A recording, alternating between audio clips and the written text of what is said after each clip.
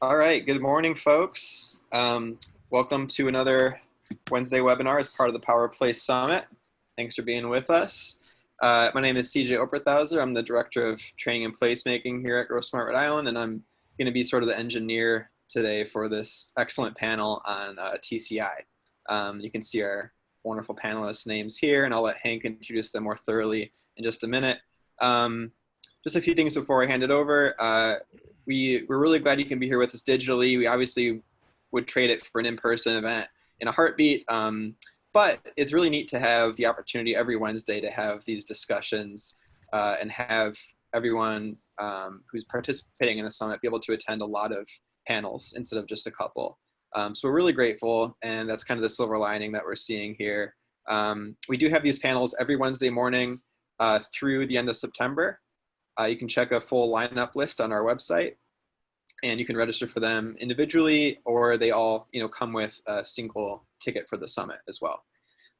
And on the at the end of September, on September 25th, we're going to have a half-day plenary, sort of as the end of our long digital summit, and that's going to feature Scott Spencer of Smart Growth America and the Annie E. Casey Foundation, along with award-winning columnist E.J. Dion of the Washington Post and Brookings Institution. And that event will also have a couple other panels that we'll announce later and discussions, as well as the premiere of our Smart Growth Award winners for this year. So we'll hope you'll join us for that. Also want to thank our sponsors listed right here, without whom we could not put this event on. So thank you very much to all these fine folks. In addition to more info about our sponsors, you can find full speaker bios for these panelists here today and everyone else on our website. Head there if you'd like to see those. For all of our planners attending today, all of our panels, including this one, are approved for one AICP credit. So feel free to head to the AICP website, log it, all the info is online. As far as questions for today, go ahead and use the Q&A feature right here in Zoom. And I think Hank or I, but probably Hank, will be fielding questions at the end. So anytime you have a question, plug it in, and we'll make sure we have time at the end to address all of them. Very last thing before I hand it over is this session is being recorded. So you'll be able to access it after today as well. So with that, I'm going to stop talking and hand it over to you, Hank. All right. I think we're good. Good morning, and thanks CJ and John and the whole Grow Smart team, the board, the sponsors. Conference planning is never easy, and this year added new levels of unpredictability. But as always, you've put together a terrific gathering. So thank you. And thank you in the audience for attending today's session on the Transportation and Climate Initiative, a win-win for Rhode Island. My name is Hank Webster, and I serve as the Rhode Island Director of Acadia Center, a nonprofit research and advocacy organization dedicated to advancing the clean energy future throughout the Northeast. At 36% of the total, transportation is Rhode Island's largest source of greenhouse gas emissions, contributing to global climate change, which is a particularly serious threat to our state's environment and economy. Our local communities also suffer the health impacts of other tailpipe emissions, like sulfur oxides, nitrogen oxides, and particulate matter, leading to higher asthma rates, cardiovascular disease, and premature deaths. It should come as no surprise that this burden is not shared equally throughout Rhode Island. Health outcomes are significantly worse in neighborhoods that have seen major roadways and traffic grow up alongside them for decades. We can and must do better to design programs and solutions that are equitable, just, and improve access and mobility for all. To accomplish these priorities, a bipartisan group of Northeast governors have been working for a decade on the Transportation and Climate Initiative,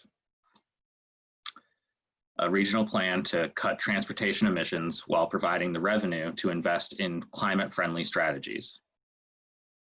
We have a fantastic panel today providing diverse perspectives on TCI. We are joined by Gannon Long from Operation Fuel in Hartford, Connecticut, And in Rhode Island, we have Lloyd Albert joining us from AAA Northeast, Priscilla De La Cruz from Green Energy Consumers Alliance, Sue Anderbois from the Nature Conservancy, and last but not least, Terrence Gray from the Department of Environmental Management. Terry serves as the Deputy Director for Environmental Protection and has been with the department for over 33 years. He oversees all the major environmental regulatory programs at DEM and directs the implementation of the compliance, technical assistance, permitting, remediation, and enforcement programs. In 2019, Terry was also the primary point person on the Rhode Island Interagency Team for the Transportation and Climate Initiative, and currently serves as part of the Governor's Mobility Innovation Working Group. Terry will kick off our presentations today. Thanks for joining us, Terry. All right, thank you, Hank. Good morning, everybody. Hopefully you can hear me loud and clear. And thank you to GrowSmart for putting this together and giving me a quick opportunity to introduce the Transportation and Climate Initiative to all of you out there in Zoom land. So good morning again. The Transportation and Climate Initiative, like Hank said, is a regional cap and invest program to reduce greenhouse gas emissions from the transportation sector. It's really, like we'll see in a minute, designed to provide some funding and investment opportunities to make our transportation systems much more clean and equitable across the board. Next slide, Hank. Whenever I talk about anything related to climate change, I like to be grounded in the Resilient Rhode Island Act. And this is really the Rhode Island state law that shows us the path forward in terms of our greenhouse gas reduction targets over the next few years. And when you look out to 2050, you really see that our goal is to get to 80% below the 1990 baseline. That's a very aggressive goal, and it'll be something that's tough to make. So why do we focus on clean transportation? First of all, Rhode Island's a regional leader in promoting this green economy, and we are on track. We have actually met the 10% reduction goal in the Resilient Rhode Island. We got to be careful we don't backslide on that, but we've made excellent progress. And what that means for Rhode Island are better jobs, cleaner air. That's a big thing for DEM, obviously, and healthier communities. As you'll see, the transportation sector accounts for about 20% of the greenhouse gas emissions in Rhode Island. And in order to really meet any of our goals, including the next goal coming up in 2035, we need to tackle transportation emissions. Next slide. Oops. Next slide, Hank. All right, like I said earlier, when you talk about the sources of greenhouse gas emissions in Rhode Island, you can see that big old truck all the way on the left, which is transportation. And it's roughly 36% of our greenhouse gas emissions. Then you look at electricity consumption, residential heating and industry and commercial heating, and these are all being focused on in different initiatives, but TCI is our big effort right now to focus on transportation. Next slide, Hank. So TCI is a regional collaboration. We're Rhode Island, we're small. It's not efficient or effective for us to do these things alone. So we're looking at 13 Northeast and Mid-Atlantic jurisdictions that are all working together. This is an amazing dialogue that's happened. When you're sitting at a table with high-level officials from environmental agencies, energy agencies, governor's office, and transportation agencies from 12 states and the District of Columbia, it's a pretty amazing discussion that happens. And it's spreading. North Carolina has been looking at this as an observer, and we anticipate that they'll up their status and be a full participant pretty soon. How it works, the high-level design element is we create and auction allowances based on the carbon emissions from transportation fuels. The states will agree to cap the number of allowances available over the whole region and reduce that cap over time. That's critical to meeting those goals I said earlier. The cap has to be tight and it has to be reduced over time. And then the proceeds from the auctions of these allowances are allocated to the participating states, and the states really have to efficiently and effectively reinvest these proceeds in clean transportation and green transportation in order to really realize the benefits that we want to see. One of the things that we'll be doing is developing an investment plan tailored for Rhode Island, and that really is going to be a critical decision point. It's going to show Rhode Islanders what the true benefits of this program is and what they will get from TCI. Next slide. So some of the principles for program development that the regional group has adopted, first and foremost, are to ensure that carbon reduction goals are met. And the side benefit of this is it creates a healthier, more livable communities with a clean and resilient transportation system. Side by side with that is we want to create opportunities for jobs and economic growth. This is not one of those old school environment versus the economy type of models that we're pushing here. We should have strong environmental benefits as well as strong economic benefits out of this program if it's designed correctly. And that's been a critical principle that everybody's been working on regionally. And just as important, we want to make sure that the benefits and the burdens are shared equitably across all the communities in the state. That's not the case with a lot of pollution. There's a lot of communities that bear a disproportionate impact from the transportation emissions that are generated across our state, especially those communities that live near our congested highways. So we want to improve transportation equity and environmental health for those underserved and overburdened populations. Next slide. So some of the things, we've been moving on. We've been working on this for over a year now, probably a year and a half, very actively. And some of the provisional decisions came out in a draft MOU last December. And we decided that transportation fuels would be covered, would be finished motor gasoline and on-road diesel. Those are by far the biggest source of greenhouse gas emissions, the highest used fuels, and that's what we wanted to focus on. We also decided that the regulated entities would be these entities called position holders and enterers. And what these are basically the companies that hold and own gasoline as it's distributed out to the stations, the gas stations that then focus on retail distribution to you and me. So we're looking at, in Rhode Island, there's probably about 30, maybe 30 or 40 position holders and enterers that would be regulated entities over this program. We're also looking at a program period that is projected to start in 2022. So that's coming up pretty quickly, and then move forward 10 years to 2032. 2032 is not necessarily going to be the end of the program. Like we talked about earlier, our carbon reduction goals go out to 2035 and 2050, and most of the jurisdictions within TCI have similar things.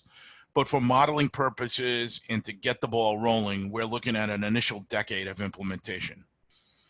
Those are some of the core decisions that have sort of been made on a provisional basis, but the key decisions that need to be made going forward between now and the end of this calendar year are that critical cap and the reduction rate. We're looking at a 20% reduction rate, a 22% reduction rate, and a 25% reduction rate. And you might say, all right, why such a narrow range? Why not go up to 50%? Or why not go up to 75% reduction? The reason is that the modeling that we've done has shown that, at least in the initial implementation of this program, changes in that reduction rate would have big impacts on the price that would be assigned to those allowances that I talked about. And the price of the allowances could be translated, or most likely will be dictated into a price change in the fuels themselves. So we're trying to stay within a range where we can get the program going. The price increases won't be unreasonable or unrealistic, and would be acceptable to the population to get the program rolling. We also are looking at controls, and these are kind of wonky, but the ECR is an emissions control reserve, and CCR is a cost containment reserve, and a reserve price. And what this does is it controls the auction for those allowances to make sure that we don't get these wide swings and wide price fluctuations, so that the prices of fuel and the price impacts of TCI will be predictable and controlled. We're also looking at a strategy for offsets, which are other activities that could reduce greenhouse gases that could be credited to allow people to meet their goals. And one of the biggest things right now is we're looking at the implications of COVID-19 on a reference case, both economic and behavioral changes that have come out because of that. And probably the most important things are the equity concepts that are being applied across the board to everything in this program. Next slide. Some of these equity provisions under consideration are things like advisory panels, having a seated panel that will advise state entities and jurisdictions on how to best invest the money. Clearly, metrics and transparency are important, and we're talking about the concept of a targeted investment, either direct investment in overburdened and underserved communities or targeted investments that directly benefit those communities. And we're also talking about things like complementary policies. We do a lot of work on air pollution control beyond TCI in other parts of our air resources program here at DEM.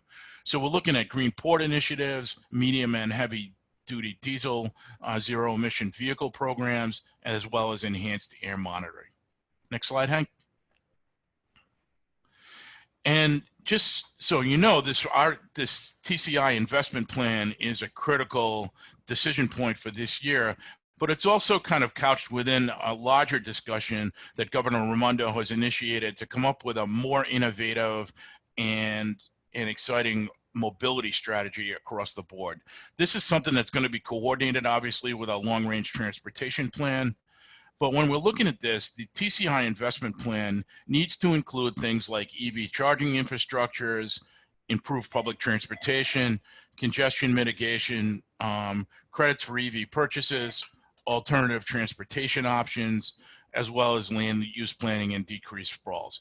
Somehow we have to come up with the right portfolio and the right mix of investments to optimize how we spend the money that would be generated from those auction of allowances under TCI. Next slide. This is the timeline going forward. Like I mentioned earlier, the actions to date came up with that policy proposal and preliminary draft MOU for the governors to sign. That was issued in December of 2019. Public input was open until March. That was our goal. The portal is still open, so people can still weigh in on this. Of course, then COVID came, and that adjusted the timeline of everything. So now our timeline and our target for entering this final multi-state MOU to establish the program is late fall of this year. And that'll roll right into an effort to develop and release a model rule. That model rule will then be the basis for legislation. And we're hoping to have legislation considered in Rhode Island next spring at the legislative session to give us the authority to build out this program and participate in that regional effort. And then if all those stars aligned and everything worked well, as early as 2022, we could have that Cap and Invest program launch. So with that, thank you very much. And we'll move on to the next panelist. And I'm looking forward to the Q&A later. Thank you. Thanks, Terry. Our next speaker, Gannon Long, joins us from neighboring Connecticut. Gannon serves as Policy and Public Affairs Director at Operation Fuel, a statewide organization offering energy and water utility assistance to low and moderate income families in Connecticut. Previously, Gannon was Assistant Coordinator at Transport Hartford, a program at the Center for Latino Progress that advocates for multimodal transportation, safety, and access in the region. In this role, she organized with Hartford residents and youth exploring traffic violence, environmental justice, urban planning, city history, civic engagement, community organizing, and other issues, including the Transportation and Climate Initiative. Thanks for joining us today, Gannon. Thanks so much, Hank, for that introduction and for everybody for being here. I'm really honored and excited to be part of this panel.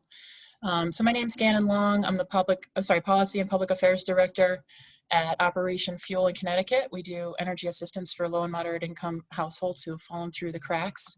My information is there. I'm going to talk a little bit today about TCI. When we talk about what we're capping and what we're investing in, what does that mean? And in particular, I want to bring the lens of low and moderate income families in our state and in our region. So think about today, what would it look like if we responded to pollution, climate change, environmental racism with the same urgency that we responded to the COVID crisis? And think about what that would look like. I'm going to talk a little bit about our regional transportation options today, and also talk about environmental racism on the local level, what that looks like in my city, and you all can imagine what it looks like in yours. What can we do to make it right for communities that are least responsible for and most impacted by climate change? How can we constantly assess who's at the table, how they got there, why they're there, or why they're missing? And how do we redirect our current subsidy and infrastructure model, which currently depends on low-income folks subsidizing services for wealthier people, and how do we upend that so that we're doing the opposite and directing disproportionate investments in communities that have been historically disinvested and underserved? So here, when I was first looking at coming to this conference, I was excited to go to Providence, and I started looking up what it would involve to go on public transit from two neighboring cities that are, I don't know, 60 miles apart. There's really not a great way to get there. And I'd encourage everybody, if you kind of zone out during these things like I do sometimes, feel free to open your browser and just Google Maps that trip at different times a day. Shouldn't we be able to get between these two places a little easier than we are now? What opportunities do we not even know that we're missing because our current transportation infrastructure is so far behind? And when we're thinking about TCI or really any community engagement that we're doing, here's a simple recommendation. You know, this is a little bit dated to in-person meeting time, but we'll get back there sometime. When you're planning a meeting in person for TCI, for other initiatives related to environmental justice, make sure that each meeting you have takes place somewhere that you don't need a car to get there. We need to have local public transportation that is clean and reliable in order to grow and prosper as a region. Currently with COVID, we're experimenting with fare free transit. What are we learning and how can we apply those lessons? Sorry, I meant to say next slide and I realize I'm looking at my own slide. So if you can put the map slide up there, okay. So we'll go to the next slide now. So I wanted to sort of zoom in a little bit on environmental racism in Hartford, Connecticut. And this is a phrase I've grown up hearing pretty much my entire life. So on the left, you have a picture of 84, the highway that divides the north and south ends of the city that was built, you know, raising homes and sort of producing a lot of pollution and disruption in the neighborhoods. It blocks off neighborhoods from each other in downtown. On the top right, you have a picture of what it looks like to walk towards the state capitol from the neighborhood in Hartford. And this is right outside a construction site where millions of dollars are being invested in a parking garage for state workers who drive in and drive out. However, it's not accessible to people who don't have cars, and our city has over 30% of households do not own a car at all. On the bottom right is a trash to energy plant, so-called, where we burn the trash of a third of the state in Connecticut. And that's all based in the South Meadows, near a residential neighborhood, again, near a highway, and blocking access to the river. So when we're talking about transportation investments and thinking about the future of clean transportation, I want to refer folks to an article, an opinion piece written by Fleischer in the LA Times on June 24th. And it's entitled, "Want to Tear Down Insidious Monuments to Racism and Segregation? Bulldoze LA Freeways." So regardless of how many different types of clean vehicles are driving on that highway, we need to recognize that it is not equitable for the people who live near and underneath it for that structure to be there. And so it's time for us to think about those types of things. We need to analyze how systemic disinvestment and structural racism look like in our communities. And to do that, we need to be sure we're inviting folks who live there to tell us. And we can go to the last slide. So here we have some opportunities, and I have a particularly endearing 4-year-old train-obsessed nephew that I wanted to be sure I include when we're talking about the future of transportation in our region. There he is, August. Looking at the manual, he literally calls himself the conductor and has several items of Amtrak clothing. So I think that enthusiasm and thinking about the future is really important for us here. we have a high-speed train next to August. And on the right, again, thinking about TCI, so Hartford has a trash burning plant in the south end, and we have a landfill in the north end, again, next to a highway, again, next to a residential area. And this landfill was open for decades. When it would have fires, the ash would rain down in the neighborhood. The rates of respiratory disease and asthma are astronomical nearby. It's been documented for a long time. Eventually, in the late 90s, the landfill was capped, and now it has solar panels on top of it. So this is not a model of, this is not a perfect situation at this moment, but it's certainly, the conditions have improved a lot for folks who live there. And when we're looking at different ways to analyze where to make investments, mapping infrastructure, there's models such as EnviroScan in California and other states. That's a way that can help groups determine how to target priorities. And so on the bottom of this, we have a couple of pictures of really distinct local artistic events, one in Hartford and one in Providence. On the left, we have Nightfall, which is a giant outdoor puppet show. It's a free event, takes place in a different park each fall in Hartford. And on the right, we have Waterfire, which from what I understand involves lighting bags of fire and putting them on the river, but I don't know much about it because as we talked about, it's a huge pain to get to Providence from Hartford, so I haven't been able to go. But don't the same people want to attend both of these types of events? Think about the cultural and economic opportunities we all would have with a better, cleaner, more reliable, more efficient transportation system in the Northeast. And so just a couple of thoughts to conclude. Decades of structural racism and strategic, intentional disinvestment in poor communities, in Black communities, and communities of color across our region mean that we need to completely upend our status quo. We need to completely change how we subsidize, how we invest services for our society. We need to do a lot more than provide rebates for electric cars. We also need to keep in mind that folks who are usually excluded from the decision-making process to get them to the table need more outreach, more invitations, more connection points, more reasons to attend. If you ask once and they don't show up, don't blame the person who didn't show up. Think about what else you could have done to get them there. This is a constant work in progress. Somebody is always missing. And finally, putting the most vulnerable people in the center. This is the principle of complete streets, or the vulnerable user idea, which is when the most marginalized people, when the most vulnerable, whether they're disabled, whether they don't have a car, whether they're young, they don't speak English, they're Black, they're women, whatever, LGBTQ, whatever marginalized population, when you center and make the most vulnerable people safe, everyone else will also be okay. Thank you so much for the opportunity to talk today. Thank you, Gannon. And I do hope that you get to come to Waterfire. It is one of our great events here, and it should be easier for others to get to. So hope that's an outcome from all of this. Our next speaker is Priscilla De La Cruz, who serves as the Rhode Island Director of Green Energy Consumers Alliance. Priscilla is a Providence resident and has worked for Green Energy Consumers since 2009. Green Energy Consumers Alliance enables people and communities to access green energy choices in cost-effective and seamless ways. Priscilla leads a team based in Providence and performs strategic management and marketing, as well as coalition organizing in the local energy and environmental communities.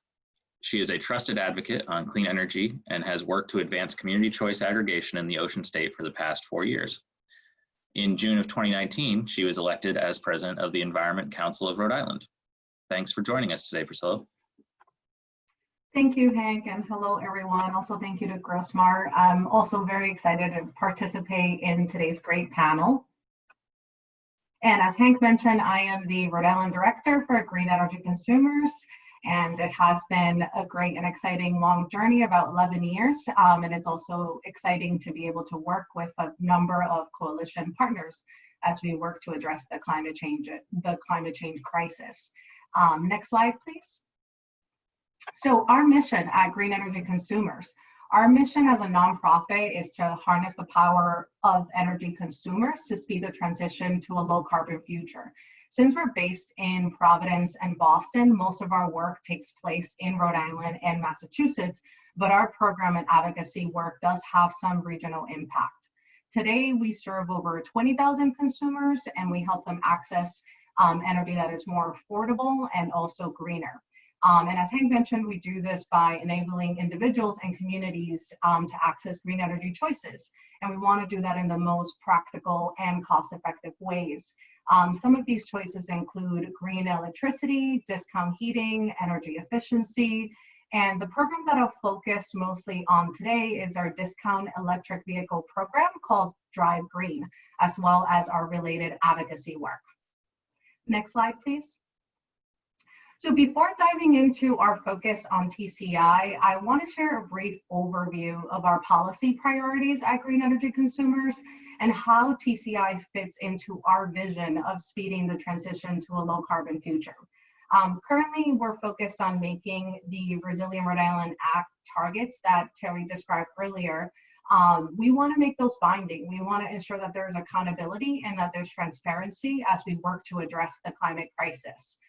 We're also working with a number of environmental organizations across the state on an Act on Climate bill that will achieve just that.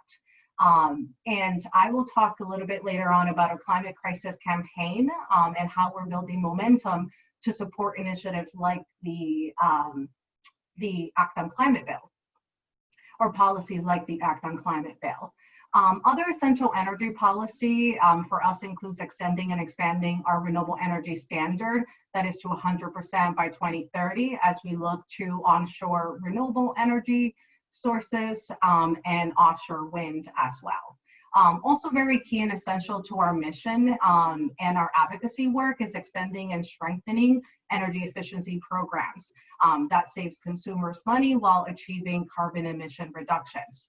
And a critical tool in addressing emissions in the transportation sector from our viewpoint is implementing TCI and working with the General Assembly and the administration to pass enabling legislation. And I'll get more into that as well. Next slide, please. So this is a closer look at emissions from the transportation sector based on the state's 2016 greenhouse gas emissions inventory, where those carbon emissions account for about a third, as Terry described. And here's a closer look at how that vehicle population breaks down.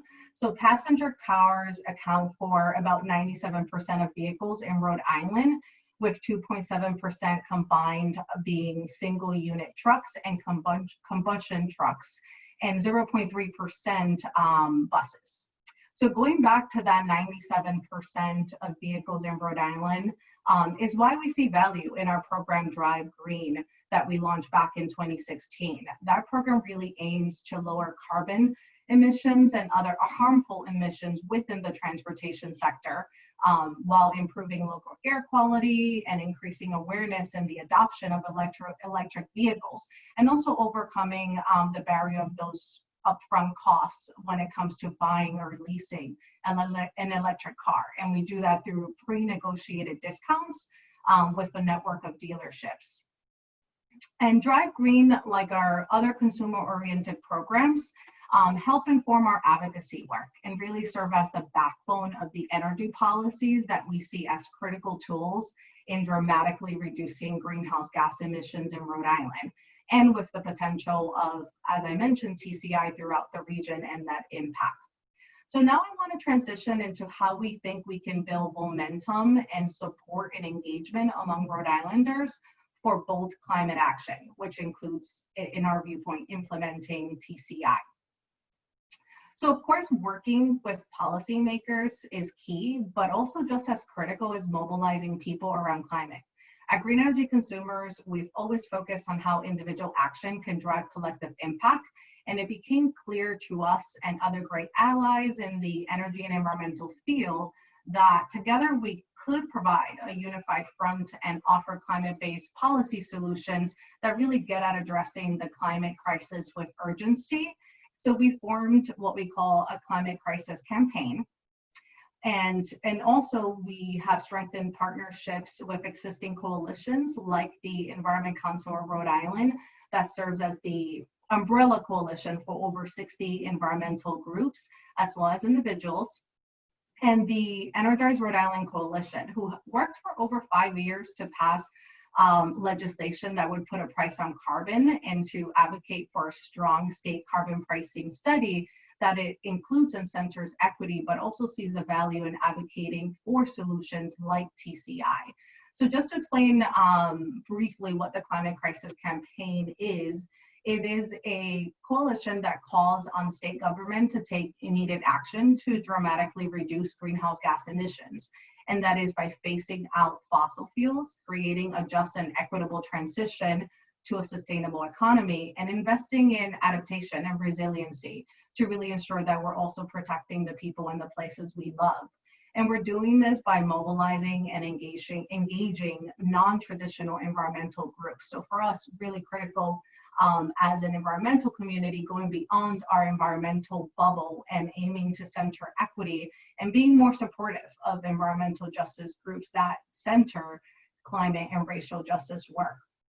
And really using that to drive community action, as well as partnering with more grassroots organizations. So when talking about equity and transportation, to us at Green Energy Consumers, it's important that we see groups that are equity focused at the table as we advocate for TCI enabling legislation. And also when we look to shape the allocation of how the revenue that will hopefully be generated once TCI is implemented is equitably allocated. So we've partnered with the George Wiley Center, and the George Wiley Center is a grassroots agency that organizes low-income members to advocate for systemic change, and also partnered up with the Latino Policy Institute, who stimulates public policy discourse by examining and communicating the evolving Latino experience in Rhode Island. So we see this as a really critical partnership, and hopefully we'll establish other partnerships with more equity-centered groups as we aim to advocate for a strong TCI, build and strengthen collaborative efforts, and support community engagement. Which gets me to my final slide, just to briefly touch upon the potential benefits of TCI and what could be possible by generating revenue that invests in clean transportation.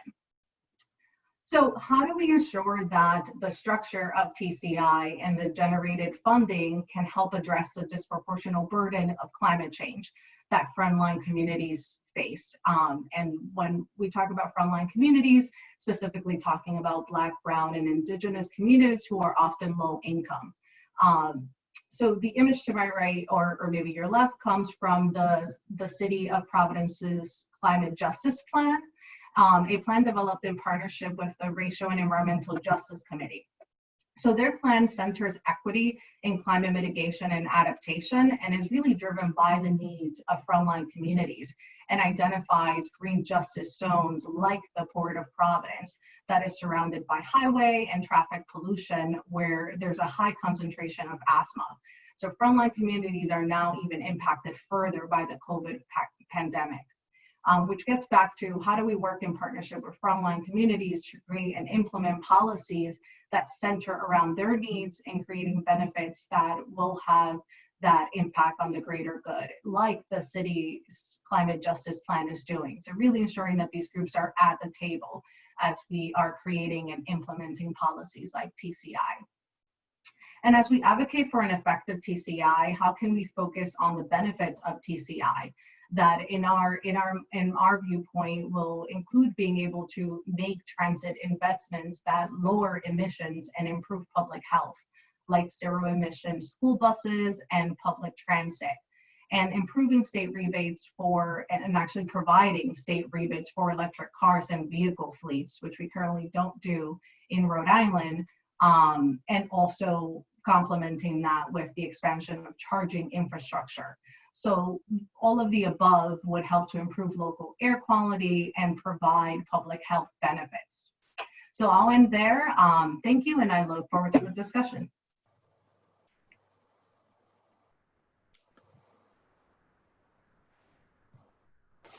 Thanks, Priscilla. Our next speaker is Lloyd Albert.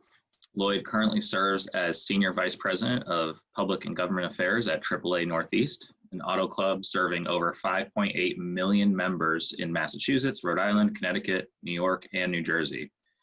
He also currently chairs AAA's National Public Affairs Committee that deals with policy development for the 58 million member federation. Lloyd has worked extensively on transportation policy throughout the years as a member of the Governor's Blue Ribbon Commission on Transportation Funding, the Rhode Island Transportation Advisory Council, American Highway Users Alliance Board, the board chair of Mothers Against Drunk Driving Rhode Island, and the Rhode Island Traffic Safety Coalition. He's also a member of Grow Smart Rhode Island's board and is currently serving on the state's Mobility Innovation Working Group. Lloyd, thanks for joining us today. Thank you very much for that introduction, Hank, and thanks for the invitation. And to our friends at Grow Smart, thank you for bringing up this, highlighting this very, very important issue to all of us. Some people need to do a leap of faith to believe in climate change. Personally, I live in Narragansett. I see the effects day in and day out of climate change and sea level rise. I'm a native of Maine, where the Casco Bay waters are probably warming at the higher rate than anywhere else on the eastern seaboard. So I am a believer, and the idea of TCI is the right idea, I think, at the right time. Next slide, please. So you might ask, what is a guy who works for a for a towing company doing talking about TCI? Well, we don't have a monolithic membership. We have a very diverse membership across 5 states, from Massachusetts and New Jersey, 5.7, 5.8 million members. We do 3 million emergency road service calls every year. Now, you might say that many of our members have a love affair with their cars, and that is true for many. But for others, and a friend of mine brought this up to me the other day saying, Lloyd, aren't you members all of the above? Pedestrians, cyclists, transit riders. I mean, I've been spending more time on my bicycle in the past 5 months than I have in my car. Transit riders, how many of my members drive to a park and ride and take the MBTA into Boston, or the LIRR, the New Jersey Transit, Metro North into New York City? So we are really an amalgam of all of these things. And I think we understand in a very real way that we have a vested interest in what TCI can produce in terms of public health benefits, economic, social equity benefits, and of course, the environmental benefits. Next slide, please, Hank. As we evolve as a company, we're 118 years old, and we're pretty conservative from way back when, but our thinking evolves over time. And I think our recognition of the fact that we need a multimodal approach to transportation is absolutely critical. We have pivoted in our advocacy over the years. I was sitting with a group, including Scott and John and others from Grow Smart a few years ago, supporting the $35 million bond issue in Rhode Island, really dedicated to transit. And people would sit there saying, well, Lloyd, what are you doing here? What's the interest, right? Well, again, our multimodal thinking has really played into that. As we move forward, we're installing charging stations in our locations. We have a new East Providence facility, for example, with solar voltaics that is actually contributing back to the grid. So those are kind of some of the things we're evolving into. We have a publication of what we used to call the Green Car Guide that is now called the Car Guide, that really focuses on alternate fuel vehicles, EVs, hybrids, plug-in hybrids, etc. And really maybe emblematic of our new thinking is, 7 or 8 years ago, we launched a bicycle service. So people break down on their bicycles within 10 miles of home, and guess what? We go pick them up and take them home, as we should. And finally, our AAA Foundation for Traffic Safety is doing a lot of research around EVs, battery life, as it relates to temperature change, etc. We're doing a lot of work on emerging technologies, advanced driver assistance systems, for example, and AVs. And we're involved in MOS, the whole idea of mobility as a service, something that we have to think about collaboratively as we move forward. Next slide, please, Hank. So the impact of gas prices. Now, we started, really tracking gas prices back in 1973 with the oil embargo.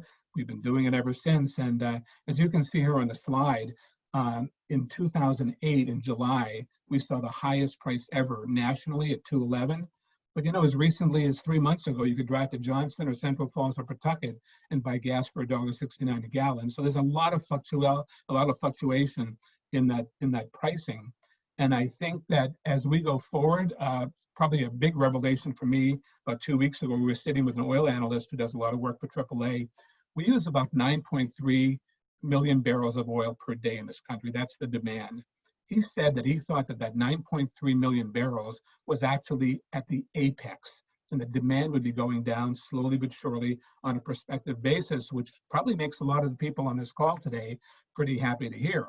Reasons for that, of course, CAFE standards are probably the biggest contributor to that. The Obama administration came out several years ago with a standard of 54 miles per gallon by 2025. That number has been backed off by the current administration, but car companies have not been deterred. They continue to do things to lightweight cars to make them more fuel efficient. And a car that used to get 18 miles a gallon can now get 38 or 40 miles a gallon. So that is impacting demand, certainly. But also, in consideration of this pandemic, I would normally have put on 10,000 miles on my car commuting back and forth in business travel since March. I've barely put on 800 or 900. Again, spending more time on a bicycle. So what is the long-range impact of that potential change to the way people work? I think is a critical consideration we got to keep in mind. But thinking about the gas tax, it really is an inefficient way to get money for our transportation ecosystem funding. It's regressive in nature, and we know that. It has social equity ramifications for sure that Yen and others have spoken to already. So I think we have to transition to other means of collecting money to fund the Highway Trust Fund, which doesn't only fund the highways and bridges, but also transit, light rail, etc. And the final slide, I think we're going backwards here, or the next to last slide here is the electrification being the answer or not. We've already heard Priscilla talk about the Green Drive program, and I would invite you to go to her website and take a look. If you're thinking about an AV, there are 8 vehicles there that are, significantly lower in price as a result of some negotiations and tax credits, etc. But when you think about the obvious benefits, I think we all know, in terms of emission being probably the biggest benefit that we can think of, lower emission, but those obstacles to adoption that we've been talking about for years have really become less important as we move forward. Charging station availability was very difficult 5 or 10 years ago. Now we have 27,000 stations across the country with about 84,000 outlets, and that number is growing every single day. GM just announced an initiative last week to grow their number of charging stations.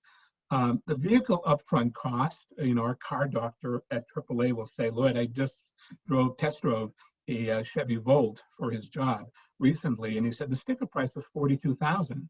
But I would tell you that if you go to the website of Priscilla's website and see what that price of that car might be with the various discounts, you get to a very, very affordable equation that makes it much more, economically feasible for folks. So again, that objection becomes less and less as we go forward. Range anxiety was a huge objection years ago. I think back to the Nissan Leaf, where you had about 75-mile range.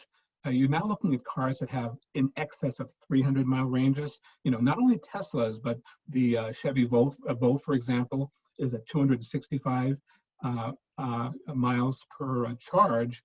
And the miles per gallon equivalent on some of these cars could be as much as 120 miles per gallon. So think about the long-term impact of holding that car for many years. And in fact, Americans now hold on to their cars. The average age of a car in this country is 11.9 years and getting longer. And people are, the automakers had a terrible second quarter as people held off on buying cars and held on to their old model. So think about the savings you would get. And finally, on the grid capacity, I know that folks here in Rhode Island are committed to enhancing capacity, extending that capacity, and making sure that capacity is with sustainable renewable energy means. But in terms of EV penetration, we are, no question about it, we are lagging. The EU, Europe in general, China for sure, we're at about 1.5 to 1.8% penetration in the US for new car sales right now, and that number has to go up as we move forward, and TCI will benefit from that eventual increase in penetration. And the final slide, Hank. AAA really is committed. I know we tow cars for a living, and most of those cars burn fossil fuels, but we're really committed to raising the awareness of TCI among our members. An informed and engaged member is the best thing we can have in helping us to move forward on this very important issue. We will throw all of our channels into this effort, our social media. We have a digital publication that comes out literally daily, about almost nearly 1 million subscribers. We have the good old magazine that shows up on your coffee table, 6 or 7 times a year, and e-blast as well. So I think the goal here is to clearly and objectively convey the cost-benefit relationship of TCI. And when people understand the long-term consequences and long-term benefits to their health, to the environment, to their pocketbook, they may very, very clearly, and I think you'll see from the next speaker, that already there's a fair amount of consensus around TCI, but the more we do to educate the members, the better. So for a company that's 118 years old, as I said, leaning forward is not always that easy, but we need to lean forward thoughtfully on this issue. And most importantly, we need to be an honest broker and a trusted advisor, not only for our members, but for the public in general. So with that, I will turn it over to you, back to you, Hank. Thank you. Thank you, Lloyd. And as a reminder to the audience, please log any questions that you might have into the question and answer function on Zoom so we can organize. Some answers are better, suited for a text response to provide resources and links. So if you could just migrate any questions that you may have entered into the chat function over into the Q&A function, that would be greatly appreciated. Our final panelist today, last but not least, certainly, is Sue Anderbois, the Climate and Energy Program Manager at the Nature Conservancy. Sue has a long background in energy, climate, and food systems policy. She also currently serves as the chair of the Providence Environmental Sustainability Task Force and sits on the boards of the Green Energy Consumers Alliance, Southside Community Land Trust, and Farm to Institution New England. She also previously served as Rhode Island's Program Director for Food Strategy at Rhode Island Commerce and worked on the policy team at the Northeast Clean Energy Council. Thanks for joining us today, Sue. Thanks for having me. And thanks, Hank, to Acadia and to GrowSmart and to everyone here who is here today. I'm excited to be with you. So hi, everyone. So again, I'm Sue Anderbois. I am the Climate and Energy Program Manager at the Nature Conservancy here in Rhode Island. For those of you unfamiliar with the Nature Conservancy, we are a global nonprofit with offices in about 80 different countries and all across the United States. And our mission is to conserve the land and water on which all life depends. And so a lot of folks know us just as a land conservation organization, and they might be wondering, and you might be wondering why we're on a transportation panel. But we've really recognized as a conservancy that climate change is really core to what we do, and have recognized acting on climate change as one of the core principles in what we call our shared conservation agenda. So we are deeply engaged on TCI in particular, but other climate change issues in Rhode Island and across the region. TCI recently TNC recently partnered with a group called, and if you could go back actually the first slide, Hank, FM3 Research, that's all I wanted to say there, sorry, you can go ahead. We recently partnered with FM3 Research on polling on a variety of different conservation issues, which included transportation investments. So we polled over 400 registered Rhode Island voters who communicate that they plan to vote in the next election on a number of different issues, including transportation issues.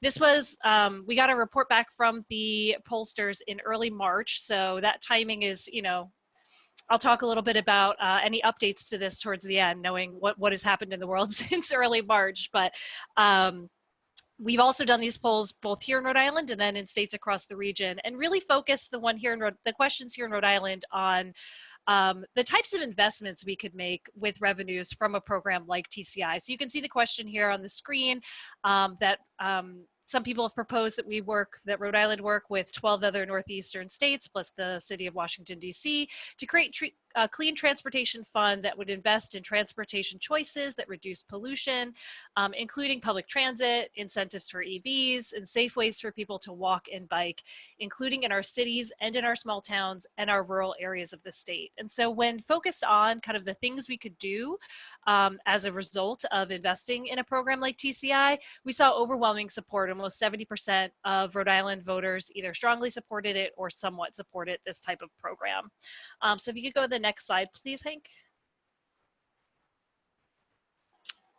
Awesome. So this is just a sample of some of the questions that we asked. We asked a lot of different questions, particularly about transportation. So I'm happy to talk about some of those other ones as well. But I just wanted to highlight some of the other questions and responses we got here. So we also saw on this slide, you can see TCI opinions by gender and age, and then also across the different counties of Rhode Island. So you can see it's pretty consistent across different genders, and also overwhelming support across all age groups, though you do see a higher percentage among voters between 18 and 30, and then 30 and 40. So that's where our highest brackets are, so the younger voters. But we do see support through all different age brackets. And I also just wanted to point out on the right side of the slide, I know we don't do a lot of things by county here in Rhode Island, but just to get a sense of the different perspectives, different parts of the state, we do see consistent support for these types of transportation related investments across the whole state. So not just in the urban core. We actually, if you look at Washington County, which is a more rural county for Rhode Island, like 70%, it's actually a little higher than the average, is in support of the investments we can make through TCI. So if you could go to the next slide, please, Hank.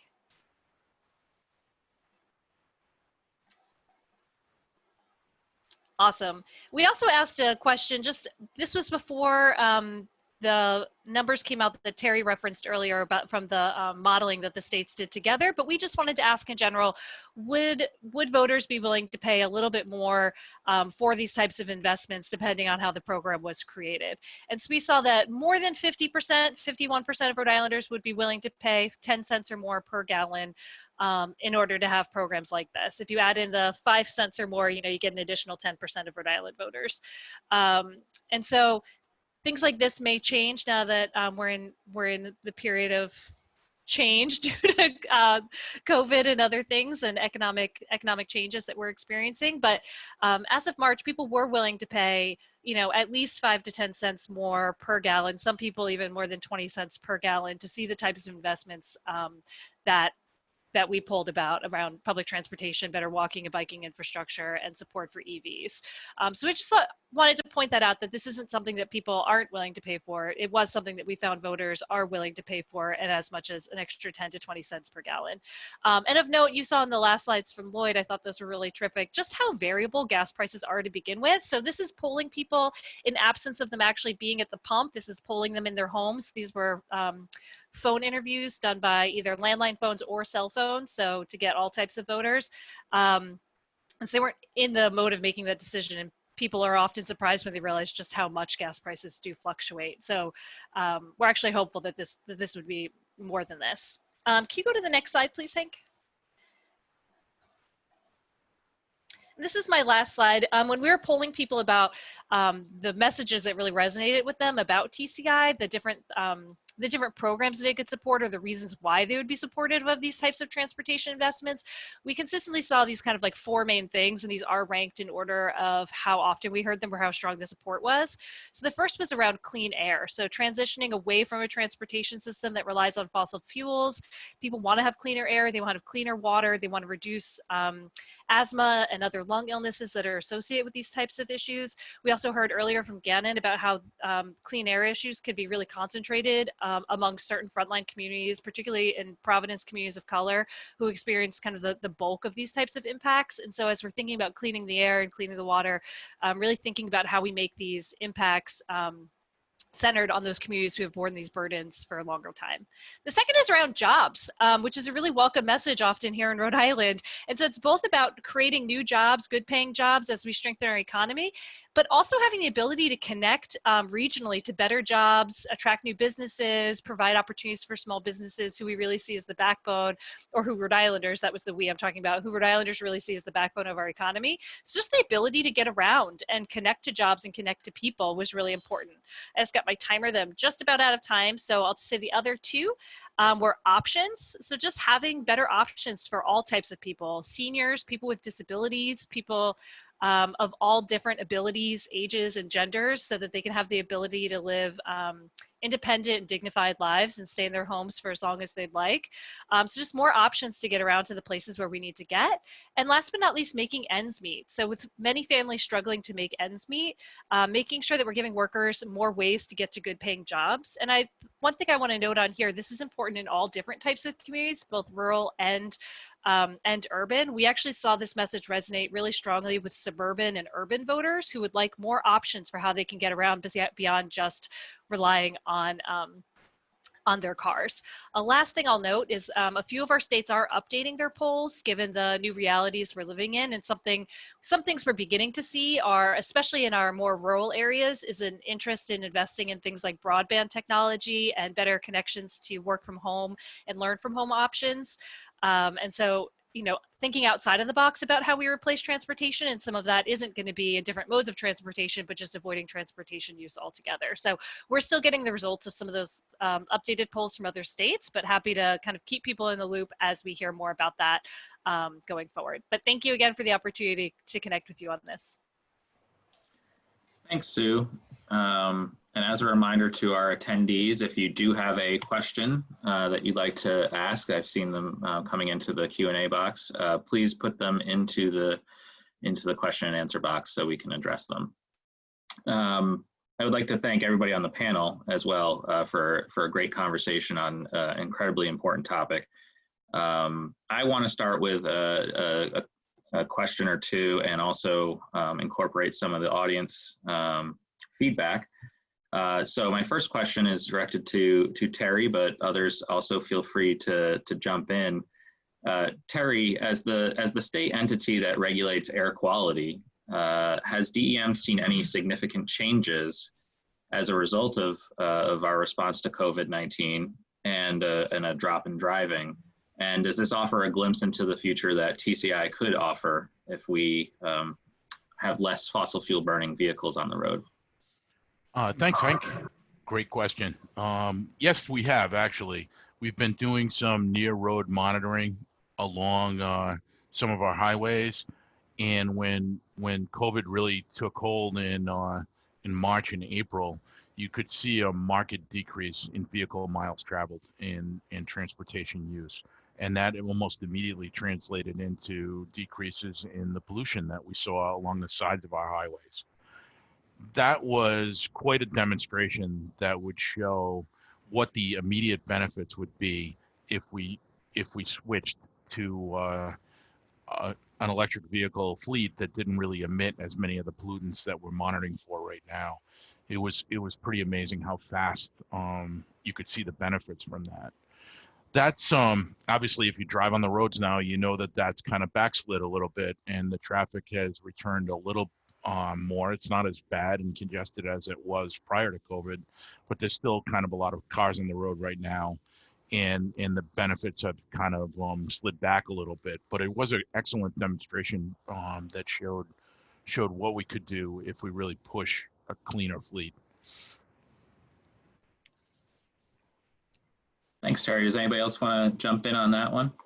Well, let me just add there was a really dramatic photo in China when they shut down for a very short time this winter.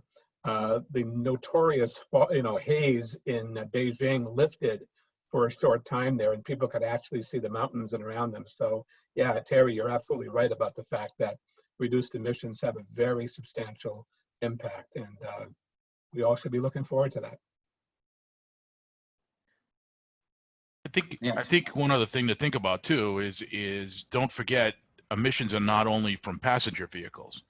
There's a lot of trucks on the road too, and that traffic did not drop as to the degree that the passenger vehicle traffic dropped.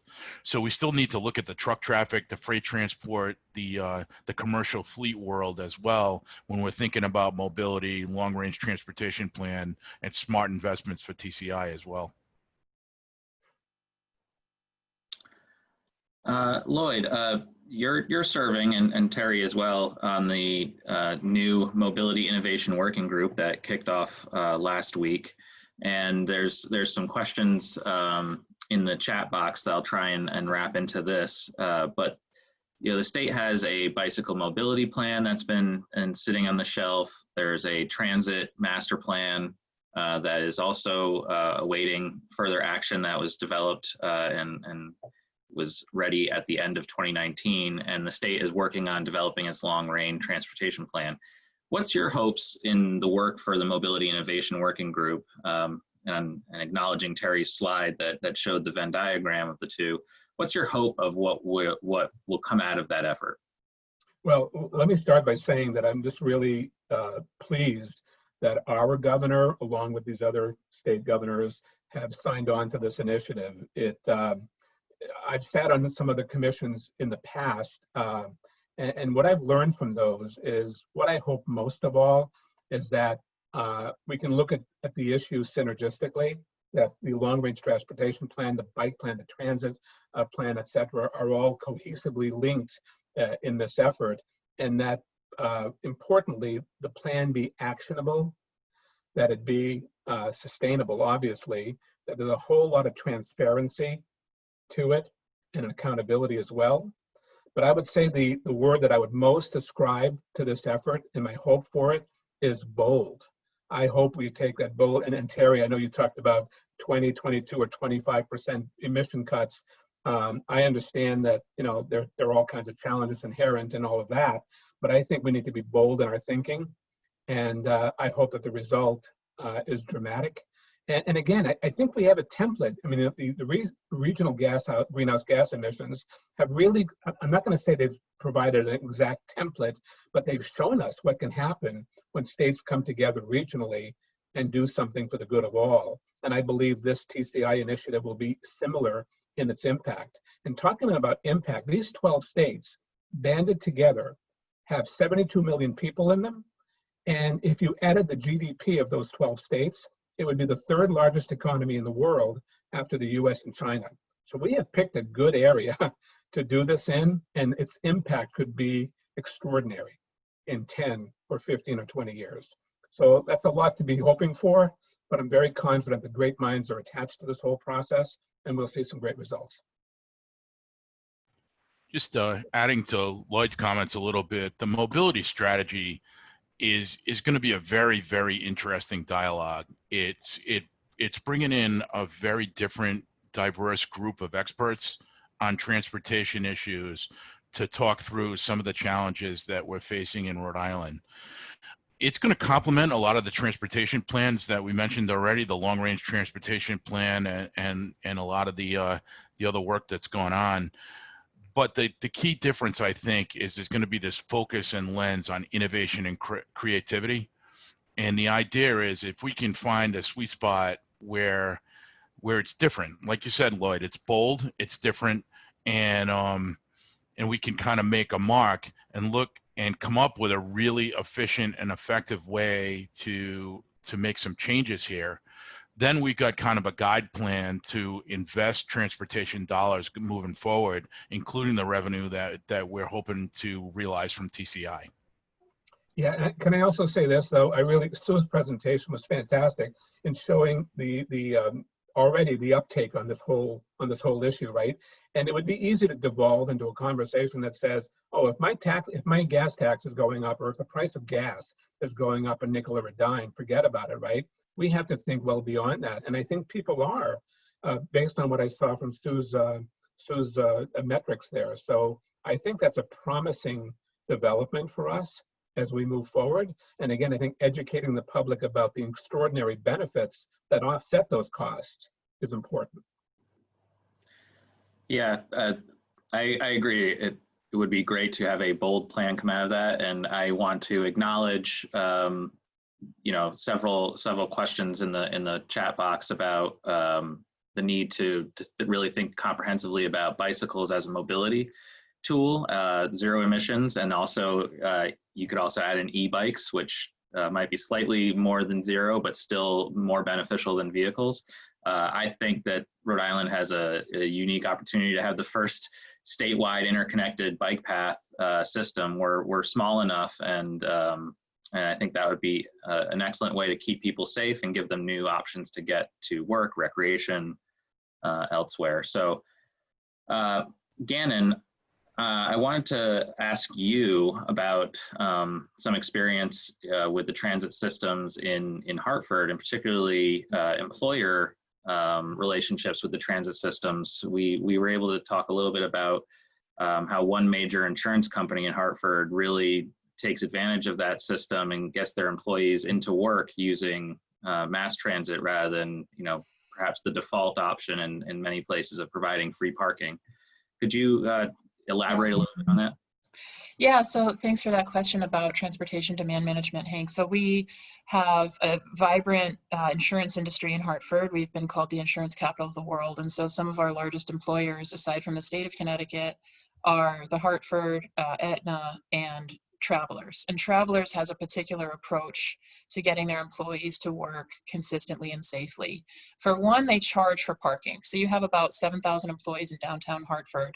And when they get an orientation, it can be as simple as sitting down with your hiring manager and saying, how do you get to work?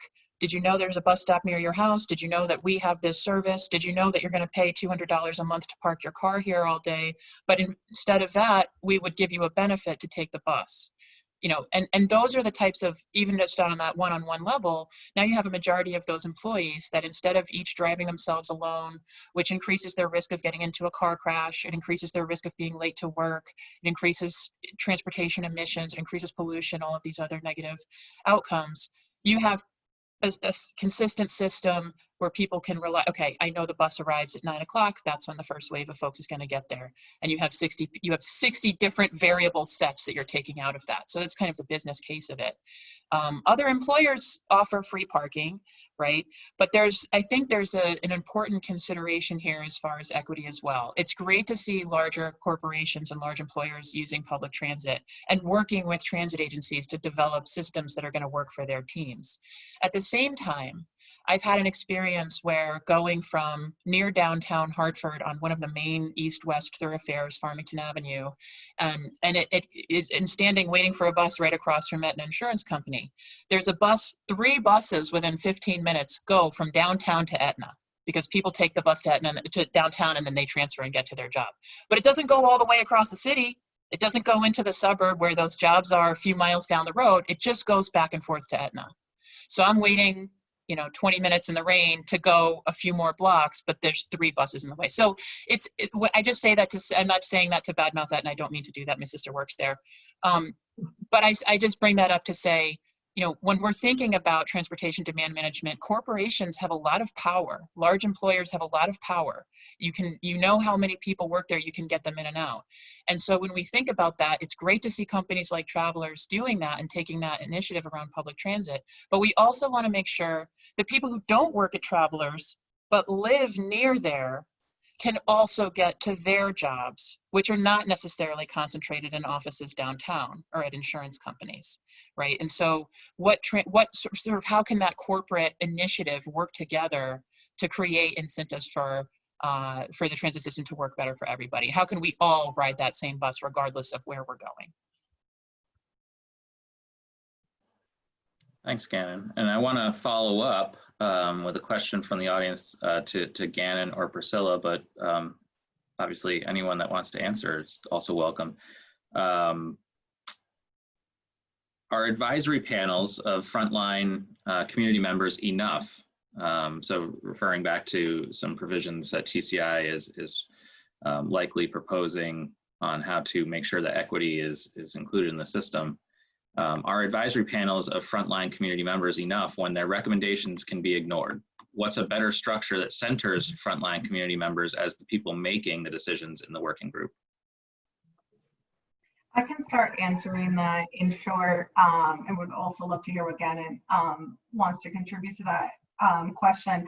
I think one of the things that I firmly believe and has really been reinforced the past couple of years in seeing what the city of Providence has achieved with their climate justice plan is that we have to go for deeper, more robust engagement and partnership and really ensure that throughout the entire process that groups that do this work are, at the table. And when I talk about do this work is even lived this experience, living in a frontline community, you are much more equipped to be able to say what you need. When you think about living in a walkable, bikeable community, or those incentives, or making just even about the bus routes more accessible and more reliable, living in that community, you have a clear understanding of what you need. And really the beauty of what the City of Providence has done along with the Racial Environmental Justice Committee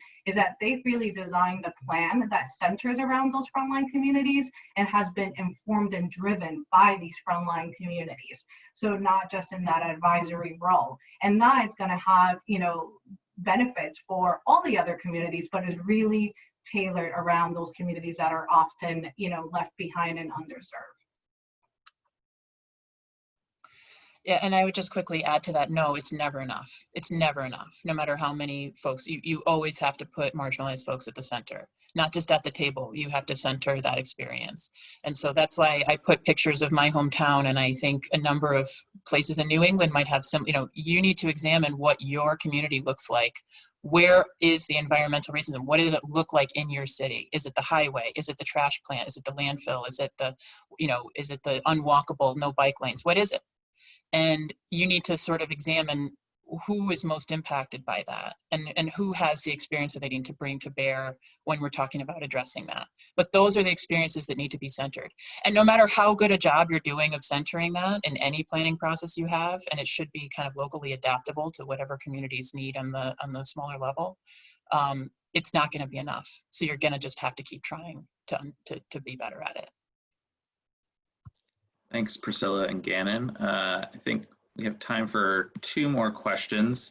And I want to pose this one maybe to Sue, because it does involve, I think, some issues near and dear to the Nature Conservancy's heart, certainly. While EVs are clearly a major advance, is there any concern that the possible impact of their lower marginal cost of driving can encourage longer commutes, leading to more sprawl, loss of natural areas, more energy-intensive lifestyles, and disinvestments in core cities? Does this need to be addressed? That's a really great question.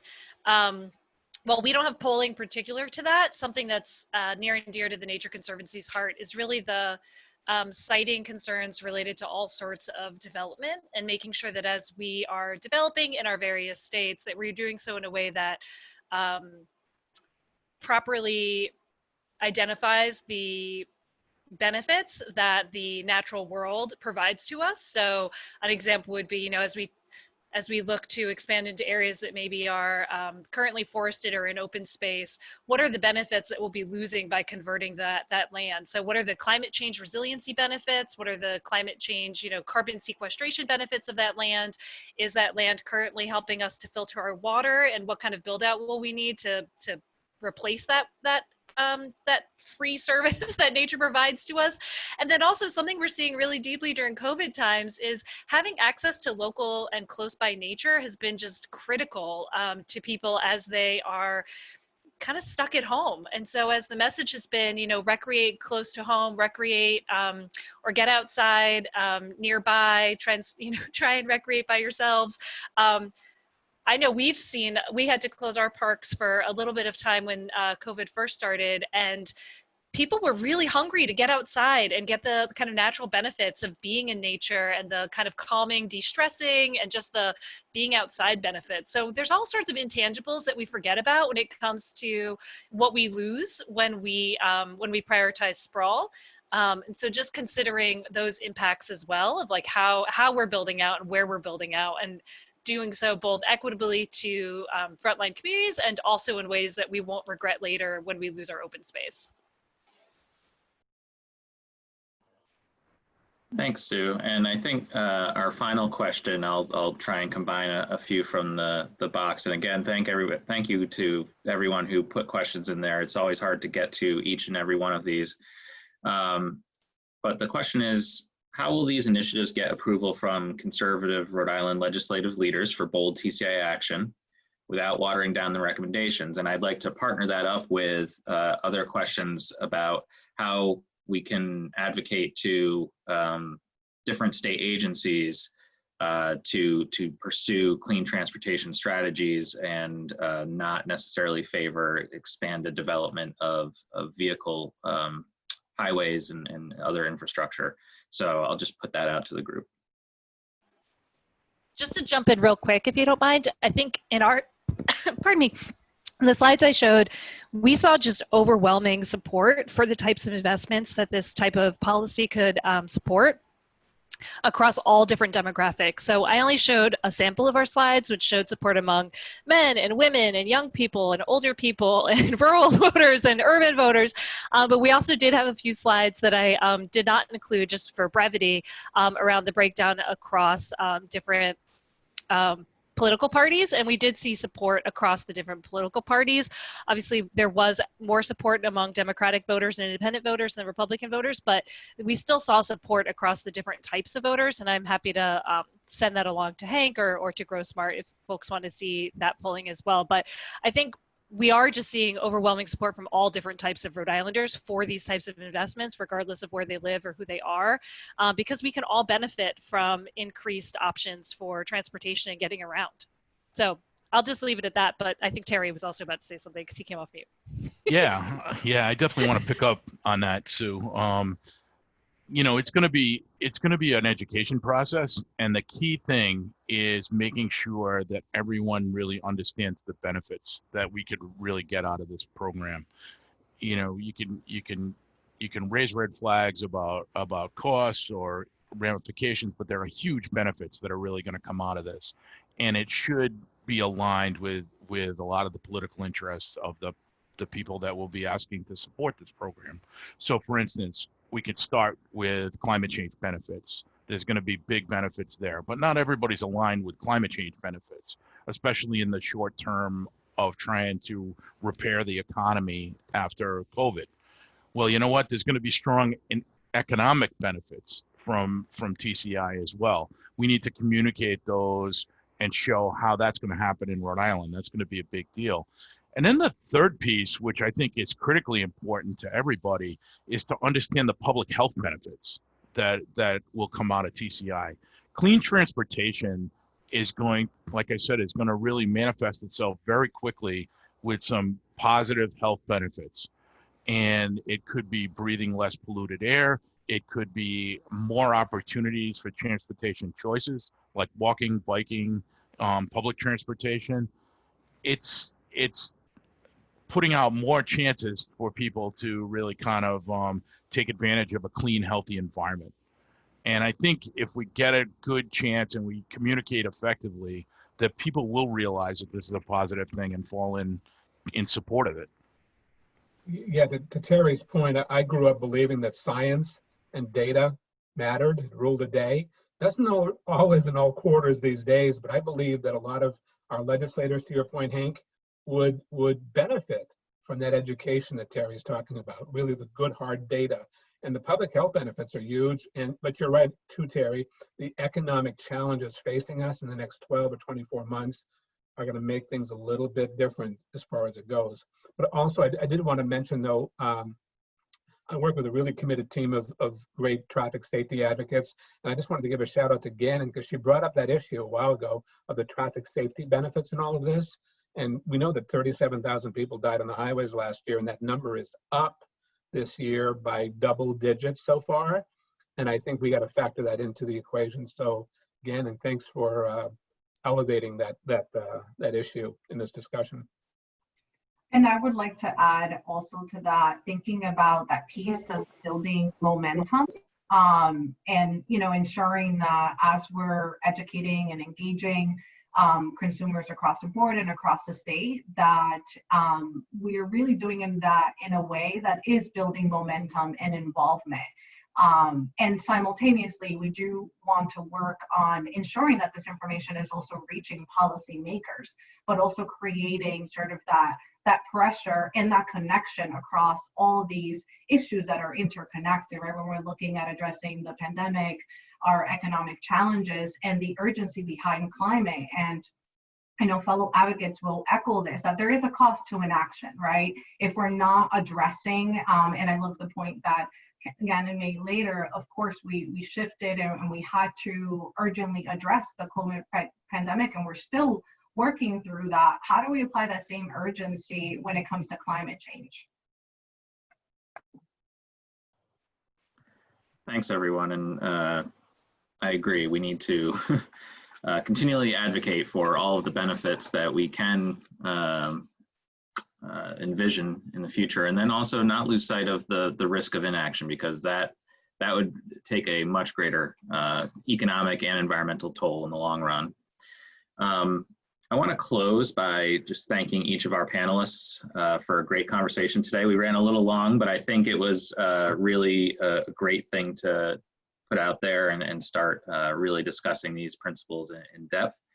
I'd like to also ask all attendees to imagine the opportunity before Rhode Island that TCI can be a tool to deliver.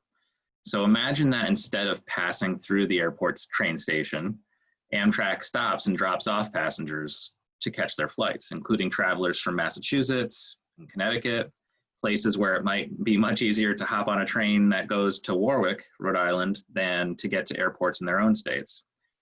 That's a huge economic opportunity for us. Imagine all of Rhode Island's communities connected by a network of safe, protected bike paths. What a transportation, public health, and tourism asset that could be for us.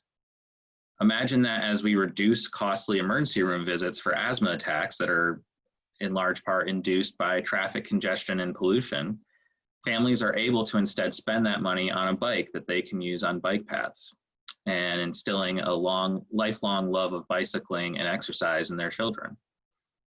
Imagine your child going to a school on a bus that is powered not by diesel, which emits toxic fumes that waft into the cabin, but by clean electricity instead. And while your children are at school, that bus is charging using the school's new solar panels. And in the summer, the battery on that bus can be used to help steady the electric grid during heat waves, earning more revenues for that school district and helping balance budgets. Imagine a business charging up its fleet of vehicles overnight at lower off-peak electricity rates that we hopefully will one day have, instead of spending valuable employee time stopping at gas stations on their way out to meet with clients or to perform services. Imagine doing it with your own source of renewable energy and essentially cutting your fuel bills as a business to zero. This is a future that is possible today. All of this technology that I just mentioned exists today. It's a matter of scale, and it's a matter of deployment. We just have to collectively decide that that is where we want to go.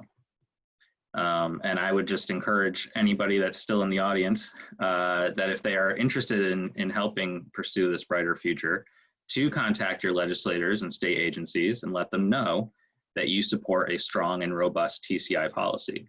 And if you want to join us advocates in advancing this transportation and climate initiative, please feel free to reach out to me or any of the other panelists. And for me, I will say anytime, day or night. I don't want to put that out there for anybody else because calls can come in late. And I will just once again share my contact information if anybody is interested in doing that.